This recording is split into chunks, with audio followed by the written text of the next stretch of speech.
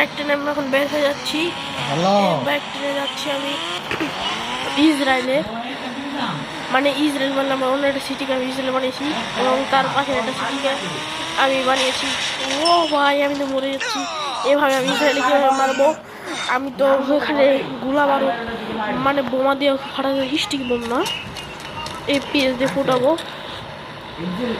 FGL দিয়ে ফুটাবো। মানে APS আমার ভাই ঠিক করে দিল, এফজিএল ওটার নাম বলে ফেলেছিলাম। আমরা যাচ্ছি ইসরায়েল মানে ফিলিস্তিন নদী যে অত্যাচার হচ্ছে, তার মানে আমি এটা কি ইসরায়েল বানিয়েছি, মানে আমার ভাই বানাইছিল আমি আর কি। ও ভাই, আমি এটা কি হলাম ভাই? আমার মাথা ফেটে গেছে ভাই, আমাকে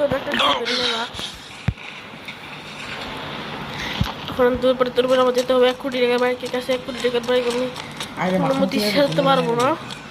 1 কোটি টাকার কাওয়াসাকি নিনজা S2R।